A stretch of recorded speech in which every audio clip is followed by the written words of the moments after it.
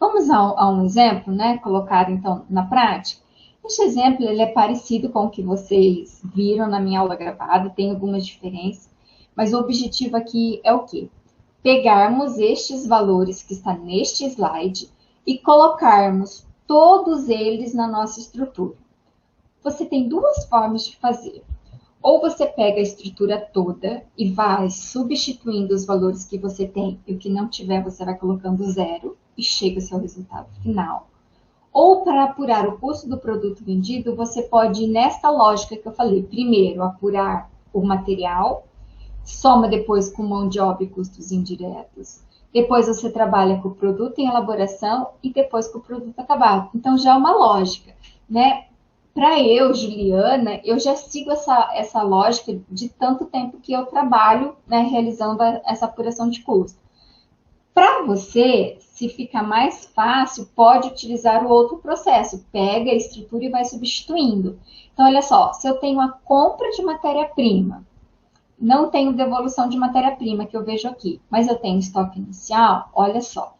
Eu tinha 120 de matéria-prima, mais a minha compra tem 720, ó, esse é o meu material. Tiro o material que eu não usei, que está no estoque. Então, se eu tinha 120, comprei 600, fui para 720. Tiro 100 que eu não usei, que está lá no estoque. Então, quanto que eu consumi de material? Eu consumi os 120, mais a minha compra de 600 e tiro o meu 100 que não consumi, que ficou lá, né? Então, eu tenho ali 620 de consumo, né, de material.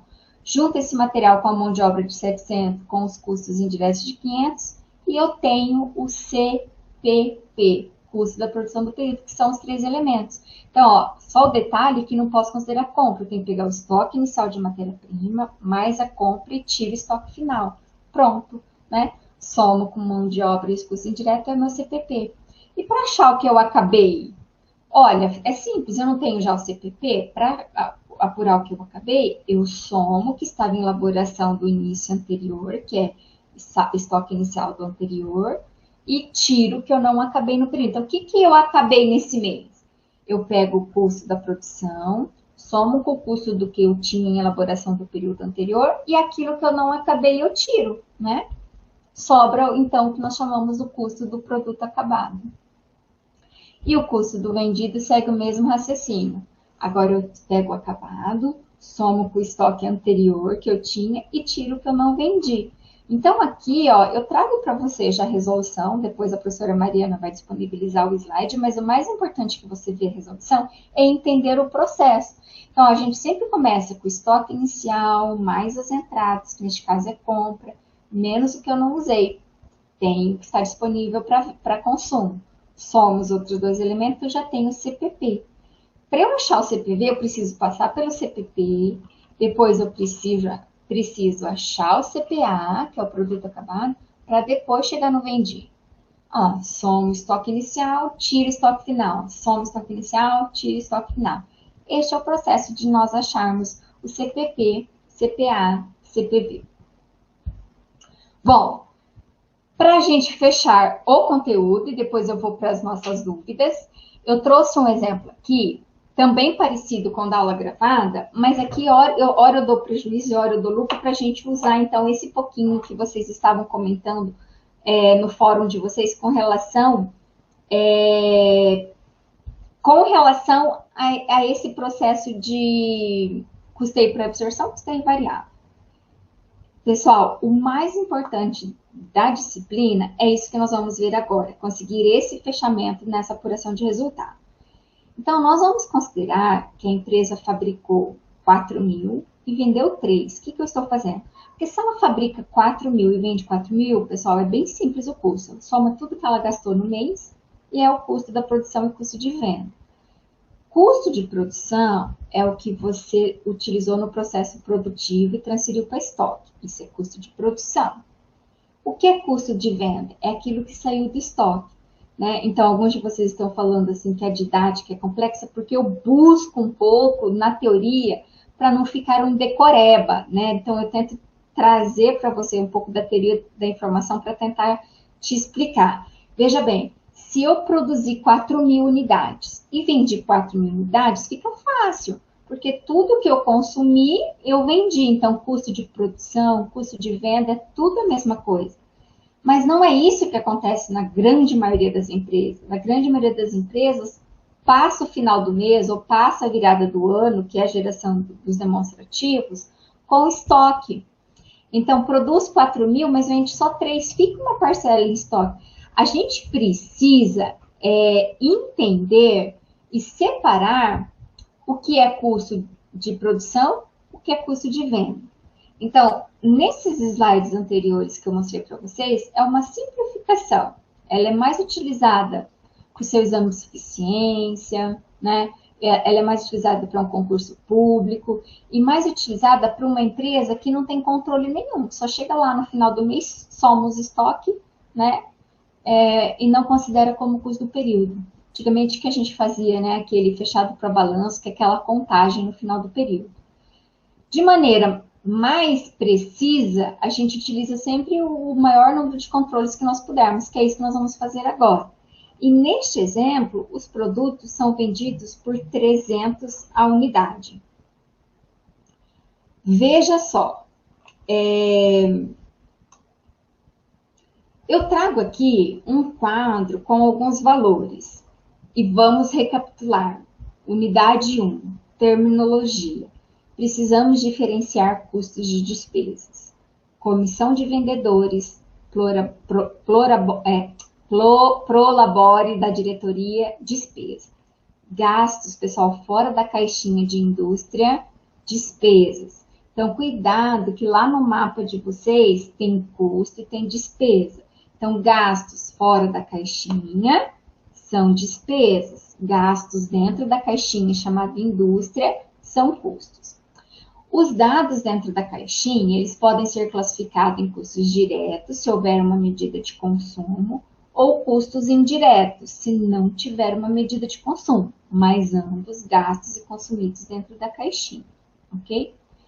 Uma outra forma de nós apresentarmos essa classificação é quanto ao volume de produção, e aí nós classificamos como custo fixo e variável. Custos fixos são aqueles que nós consideramos gastos consumidos no período dentro da caixinha, independente se eu produzir 1 ou 1.000 unidades, é fixo. Fixo não é no sentido do valor ser igual, fixo é no sentido produzindo ou não, eu gasto. Produzindo 1.000 ou 100, eu gasto. A depreciação, muitas empresas utilizam o método de depreciação linear, que é por período de vida útil. Então, se eu produzir 10 unidades ou 1.000, eu vou depreciar com relação ao período. Por isso que aqui estou classificando como fixo. Se na empresa que você trabalha dá para depreciar por unidade, por hora, você pode utilizar outro critério. A energia elétrica também. Por exemplo, eu ligo as máquinas, eu ligo um freezer, eu ligo um forno. Se eu colocar 10 ou 20, eu vou consumir essa energia. Então, aqui estou considerando como fixo. Se eu conseguir medir o consumo da energia por produto, posso considerar como variável. A matéria-prima é custo variável, só existe o consumo se houver, né, a produção. E o salário de produção aqui, mensal. Eu coloquei mensal e frisei em vermelho, porque até a Mariana comentou comigo de alguma dificuldade de vocês com relação ao custo da mão de obra. Eu já explico um pouquinho. Quando a gente fala algo que é mensal, eu estou considerando como custo fixo, porque se eu produzir ou eu não produzir, eu tenho que pagar o meu operário. Então, estou classificando como custo fixo. Eu ressalto que alguns exercícios, principalmente em concurso público, em exames de suficiência, eles podem considerar a mão de obra como variável, porque pagam por produtividade. Então, precisa estar atento ao enunciado do exercício, aos parâmetros de cálculo para ter essa definição. E os tributos, que não é nem receita, e nem custo, nem despesa, ele é um recurso que a empresa capta e recolhe aos cofres públicos. Vamos ao custeio por absorção. No custeio por absorção, como o próprio nome diz, ele absorve todos os custos. Então, tanto os fixos como os variáveis formam o custo do produto. Como foram produzidos 4.000 unidades, então o custo unitário é 235. Olha o que eu estou dizendo. O custo da produção, no custeio por absorção, não tem nada a ver se foi vendido uma, se foram vendidos 4.000, se foram vendidas 3.000. O custo de produção é o custo para se fazer uma unidade. Então, ele absorve todos os custos e eu divido pela quantidade. Esse é o custo de uma unidade, custo de produção. É o custo que vai para estoque, lá para a nossa ficha de produto acabado. E o da venda? Para a gente apurar o custo da venda, é a baixa, é a saída do estoque. Vamos ver como que a gente consegue fazer isso? Através desse demonstrativo. Receita é o valor da venda, que é a quantidade vezes o preço de venda, que não tem nada a ver de custo. Se eu vender mais caro do que custou, vai ter um resultado positivo. Mas a empresa pode estar liquidando, fechando as portas, então ela pode vender pelo preço de custo, para dar lucro zero. Pode vender abaixo do preço de custo e ter prejuízo. Então, o preço de venda não é sinônimo e pode não ter relação nenhuma com o custo.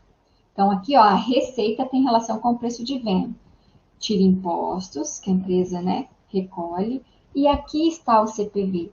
Pessoal, olha só, eu preciso que vocês entendam dois conceitos. O que é o custo da produção? É aquilo que você acabou e transferiu para estoque, né? O custo da produção é o que você gastou para produzir. A gente gastou 235 por unidade para produzir. E o que é o custo da venda?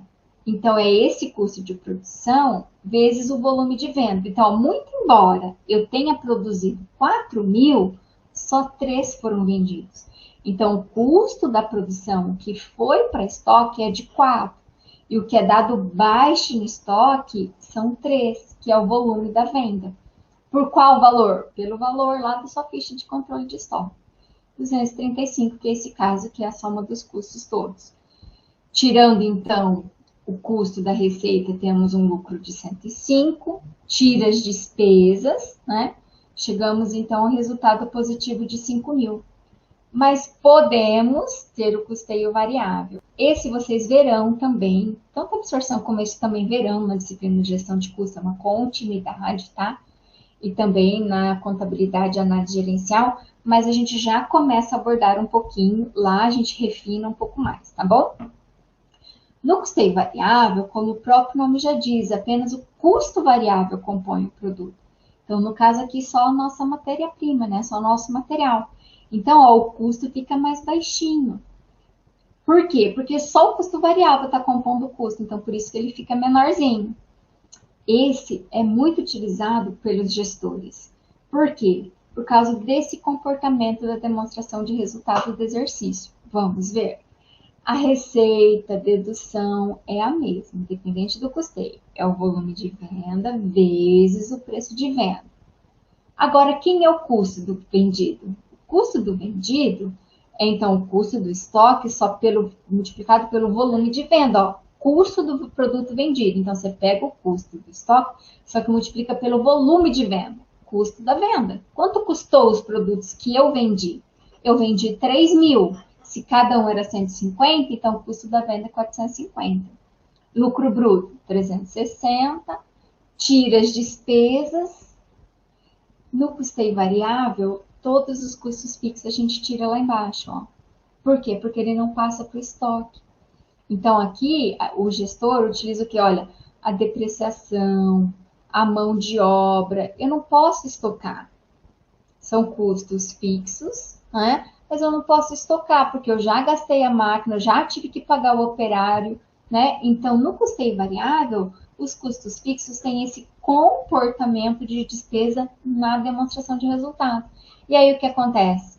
Olha, estamos falando de um mesmo produto, de uns mesmos gastos, de um mesmo volume de venda, e no absorção deu lucro, apuração de impostos. E no custeio variável, olha só, deu prejuízo. O que essa empresa pode fazer? Essa empresa ela tem que vender mais, produzir mais, para que esses custos fixos fiquem diluídos, né?